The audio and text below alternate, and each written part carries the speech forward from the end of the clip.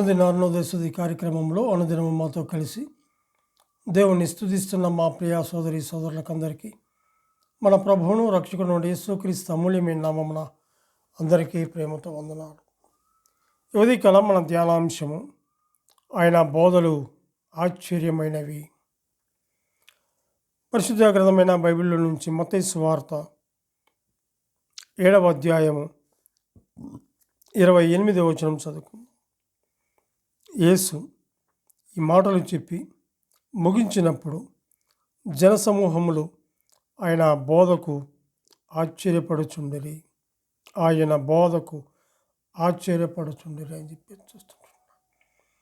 ప్రతి ఉదయకాల వేళలో ఆయన సన్నిధిలో చేరి గనుడు, మహోన్నతుడు, పరిశుద్ధుడు, నిరంతరము కోట్ల దూతలతో కొనియాడబడుతున్నటువంటి గొప్ప దేవుణ్ణి స్తుతించి గణపరిచే భాగ్యాన్ని దేవుడు మనకు అనుగ్రహించాడు. అందును బట్టి మనం ఎంతగానో ఆయన్ను స్తుతించవలసిన వారంగా మనం ఉంటున్నాం. ఇక్కడ గమనించినట్లయితే యేసు ఈ మాట చెప్పి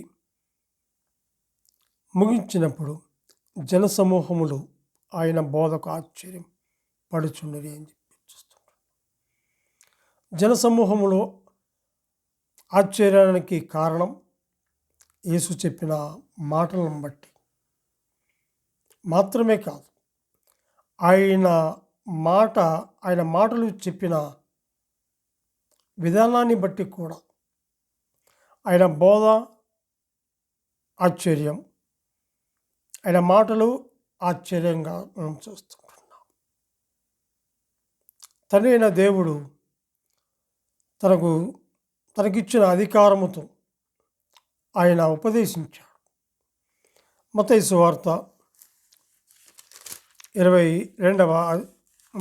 5వ అధ్యాయము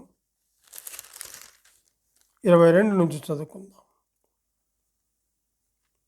22వ నేను మీతో చెప్పినదేమనగా, తన సహోదరుని మీద కోపపడు ప్రతివాడు విమర్శకు లోనగును, తన సహోదరుని చూచి వ్యర్థుడా అని చెప్పువాడు మహాసభకు లోనగును, ద్రోహి అని చెప్పువాడు నరకాగ్నికి లోనగును అని చెప్పి చూస్తాం. కాబట్టి మనం గమనించినట్లయితే తండ్రి అయిన దేవుడు మరి తనకిచ్చిన అధికారముతో ఆయన ఉపదేశించాడు. జనసమూహాలు ఆశ్చర్యానికి కారణం యేసు చెప్పిన మాటలు. ఆయన చెప్పినటువంటి మాటలు ఎంతో విలువైనవిగా ఉన్నాయి. 7:28 మనం చూసాం. మత్తయి సువార్త 5వ అధ్యాయం 22లో గమనిస్తే, నేను మీతో చెప్పున్నదేమనగా, 1 తన సహోదరుని మీద కోపపడు ప్రతివాడు విమర్శకు లోనగును అని చెప్పి చూస్తుంటున్నాం. సహోదరుని మీద అన్న దగ్గర 1 అంకె ఉంది. కింద ఫుట్నోట్లో నిర్నిమిత్తముగా అని కూర్చబడి ఉంది. తన సహోదరుని మీద నిర్నిమిత్తముగా కోపపడు ప్రతి వాడు విమర్శకు లోనగును. 2 తన సహోదరుని చూచి వ్యర్థుడా అని చెప్పువాడు మహాసభకు లోనగును అని చెప్పి చూస్తుంటున్నాం. 3వదిగా గమనిస్తే, ద్రోహి అని చెప్పువాడు నరకాగ్నికి లోనగును అని చెప్పి చూస్తుంటున్నాం. మరి మత్తయి సువార్త 5:28లో మనం గమనిస్తే, నేను మీతో చెప్పున్నదేమనగా, ఒక స్త్రీని మోహపు చూపుతో చూచు ప్రతివాడు అప్పుడే తన హృదయమందు ఆమెతో వ్యభిచారము చేసిన వాడగును. అవును, ఆయన మాటలు ఎంత ఆశ్చర్యంగా ఉంటాయి, ఆయన బోధ ఎంత ఆశ్చర్యంగా ఉంటుంది. జనసమూహములకు చెప్తుంటున్నాడు. జనసమూహములు ఆశ్చర్యపడటానికి కారణమైన మాటలు, ఆయన బోధ అంటున్నాడు.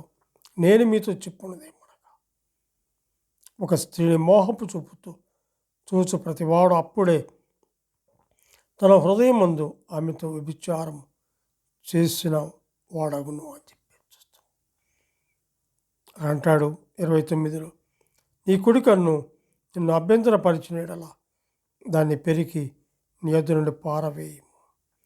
నీ దేహమంతయు నరకములో పడవేయబడకుండా నీ అవయవములలో నొకటి నశించుట నీకు ప్రయోజనకరము కదా అని చెప్పి చూస్తున్నాం. ప్రియమైన వాళ్ళారా, గమనించండి. ఆయన సన్నిధిలో మనం ఉంటుండగా భయముతో వణుకుతూ తన సహోదరుని మీద కోప్పడవాడు విమర్శకులో అవుతాడు. 2 తన సహోదరుని చూచి వ్యర్థుడా అని చెప్పువాడు మహాసభకు లోనవుతాడు. ద్రోహిని చెప్పువాడు నరకాగ్నిలో లోనవుతాడని చూస్తున్నాడు. ఒక స్త్రీని మోహపు చూపుతో చూచినప్పుడు అక్కడ అంటాడు, చూచి ప్రతివాడు అప్పుడే తన హృదయం ముందు ఆమెతో వ్యభిచారం చేసినవాడు. అవును, స్త్రీని గౌరవించాలి. సంఘములో కూడా స్త్రీలను అక్క, చెల్లి అని పిలవాలి. దగ్గరకు వెళ్ళి మాట్లాడకూడదు, కొంచెం దూరంగా ఉండి మాట్లాడాలి. చాలా జాగ్రత్తగా ఉండాలి. ఎందుకంటే అరణ్యమనే లోకములో మనం ఉన్నాం. ప్రతి వారు చూస్తూ ఉన్నారు. జాగ్రత్త. ఆయన ఎందుకు విశ్వసించబడిన వారు, ఆయన మాటలు విన్నవారు, ఆయన బోధకు ఆశ్చర్యపడిన వారు, నమ్మకంగా విశ్వాసములో కొనసాగేవారుగా ఉండాలి. ఇది 5వ అధ్యాయం, మత్తయి సువార్త 5వ అధ్యాయం 32వ వచనంలో కూడా నేను మీతో చెప్పున్నదేమనగా వ్యభిచార కారణమును బట్టి కాక తన భార్యను విడనాడు ప్రతి వాడును ఆమెను వ్యభిచారిణిగా చేయుచున్నాడు. విడనాడబడిన దానిని పెళ్ళాడువాడు వ్యభిచరించుచున్నాడు అని చెప్పి చూస్తుంటున్నాడు. 39లో అంటున్నాడు, నేను చెప్పున్నదేమనగా దుష్టుని ఎదిరింపక నిన్ను కుడి చెంప మీద కొట్టువాని వైపునకు ఎడమ చెంప కూడా త్రిప్పము అని చెప్పి నేను చెప్పున్నదేమనగా అని అక్కడ ప్రతి మాటకు ముందు మనం చూస్తుంటున్నాం. అవును, 13వ అధ్యాయము మత్తయి సువార్త 13వ అధ్యాయము 34వ వచనం కూడా చూస్తే నేను నా నోరు తెరిచి ఉపమాన రీతిగా బోధించదను, లోకము పుట్టినది మొదలుకొని మరుగు చేయబడిన సంగతులను తెలియచెప్పేదను అని చెప్పేసి మనం చూస్తుంటున్నాం. అవును, 17వ వచనంలో కూడా మనం గమనించినట్లయితే 17వ వచనంలో అనేక ప్రవక్తలను నీతిమంతులను మీరు చూచు వాటిని చూడగోరియు చూడకపోయిరి, మీరు వినువాటిని వినగోరియు వినకపోయిరని మీతో నిశ్చయముగా చెప్పుచున్నాను. మీకు చెప్పున్నది ఏమనగా నేను సెలవిచ్చినది ఏమనగా అని చెప్పి చూస్తుంటున్నాను. యోహాను సువార్త 7వ అధ్యాయం 16-17 వచనాలు కూడా మనం గమనించినట్లయితే యోహాను సువార్త 7వ అధ్యాయము 16-17 వచనాల్లో అందుకు యేసు, నేను చేయు బోధ నాది కాదు, నన్ను పంపిన వానిదే.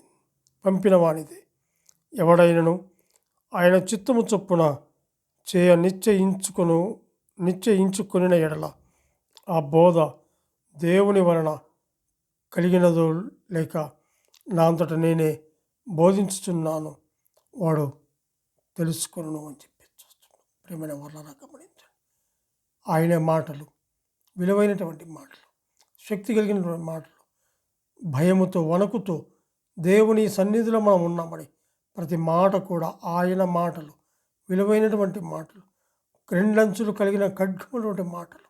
ఆ మాటలకు జనసమూహం ఆశ్చర్యపడ్డారు. నీ ఎడల నా ఎడల ఆయన ఎంతో కృప చూపించినటువంటి దేవుడిగా మనం చూస్తుంటున్నాం. ఇక్కడ గమనిస్తే యేసు, నేను చేయు బోధ నాది కాదు, నన్ను పంపిన వాడిది. తండ్రి పంపినటువంటి మరి తండ్రి చెప్పమన్నటువంటి దాన్ని మరి యేసుక్రీస్తు అని చెప్పినట్లుగా మనం చూస్తుంటున్నాం. యోహాను సువార్త 12వ అధ్యాయము, యోహాను సువార్త 12వ అధ్యాయము 49-50 వచనాలు కూడా మనం గమనించినట్లయితే, ఎడయనగా నా అంతటా నేనే మాట్లాడలేదు, నేను ఏమనవలనో ఏమి మాట్లాడవలనో దాన్ని గూర్చి నన్ను పంపిన తండ్రియే నాకాజ్ఞ ఇచ్చి ఉన్నాడు. మరియు ఆయన ఆజ్ఞ నిత్య జీవమని నేను ఎరుగుదును కనుక నేను చెప్పు సంగతులను తండ్రి నాతో చెప్పిన ప్రకారం చెప్పుచున్నాను. తండ్రి ఏ మాట అయితే చెప్పమన్నాడు ఆ మాట చెప్పవలసిన వారముగా మనమున్నాం. నేను మాట్లాడలేదు, నన్ను పంపిన తండ్రి నాకు ఆజ్ఞ ఇచ్చాడు. ఆయన ఆజ్ఞ నిత్య జీవమని నేను ఎరుగుదును. తండ్రి నాతో చెప్పమన్నదే నేను చెప్పానని చెప్పేసి చూస్తుంటున్నాం. మత్తయి సువార్త 14వ అధ్యాయము 14వ వచనంలో కూడా మనం గమనించినట్లయితే,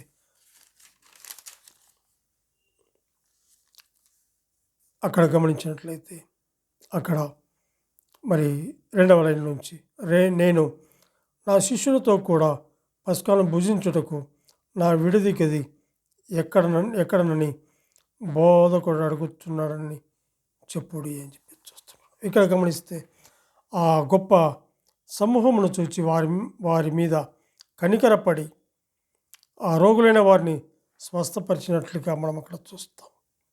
అక్కడ గమనిస్తే మరి ఆ యొక్క మాటలు మత్తయి సువార్త 14:14లో ఆ మాట మనం చూస్తుంటున్నాం. మత్తయి సువార్త 14:14లో ఆ మాటలు మనం చూస్తాం.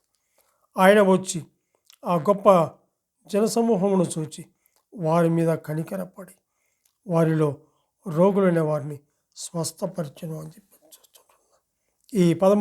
ఈ మత్తయి సువార్త 14వ అధ్యాయము మరి 13-21 వరకు మనం చూస్తే 5 రొట్టెలు 2 చేపల విషయంలో కూడా మనం చూస్తాం.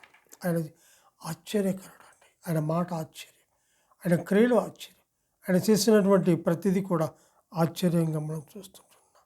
మత్తయి సువార్త 15వ అధ్యాయం 32-32లో కూడా మనం గమనిస్తే, ఆకలి కొన్న వారి మీద కనికరపడి వారి ఆకలి తీర్చాడు.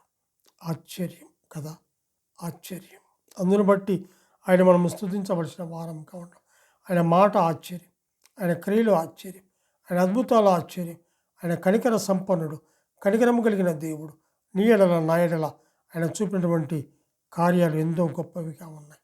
ఆయన జనసమూహంలో చెప్తున్నప్పుడు ఆ మాటలు చక్కగా విని దాన్ని గ్రహించిన వారుగా చూస్తుంటున్నాం. ఆయన బోధ ఆశ్చర్యమైనది కాబట్టి అందును బట్టి ఉదయకాల వేళలో ఆయన మనము స్తుతించవలసిన వారముగా ఉంటున్నాం. అట్టి మాటలను మన హృదయాలు భద్రపరుచుకొని మనం ఉన్నటువంటి స్థలాల్లో ఆయనకు మహిమకరంగా మనము జీవించవలసిన వారముగా ఉంటున్నాం. దేవుడు తన వాక్యాన్ని దీవించునుగాక. ప్రార్థన చేసుకుందాం. పరిశుద్ధుడమైన మా ప్రియ పరలోకపు తండ్రి, మీ ఘనమైన శ్రేష్టమైన ఉన్నతమైన నామములకు స్తుతులు స్తోత్రములు చెల్లించుకుంటున్నాం. దేవా, నువ్వెంతైనా నమ్మదగిన దేవుడు, అద్భుతకరుడవు తండ్రి. మీ బోధ ఆశ్చర్యమైనది. అట్టి మాటలను ఉదయకాల వేళలో నేను చదువుకొని హృదయంలో ఉంచుకోవడానికి మీరు చూపిన కృపను బట్టి మీకు వందనాలు చెల్లించుకుంటూ, మా రక్షకుడు మా ప్రాణం విమోచుకుంటూ యేసుక్రీస్తు అమూల్యమైన నామమున స్తుతులు స్తోత్రములు చెల్లించి ప్రార్థన చేయిస్తున్నాము తండ్రి.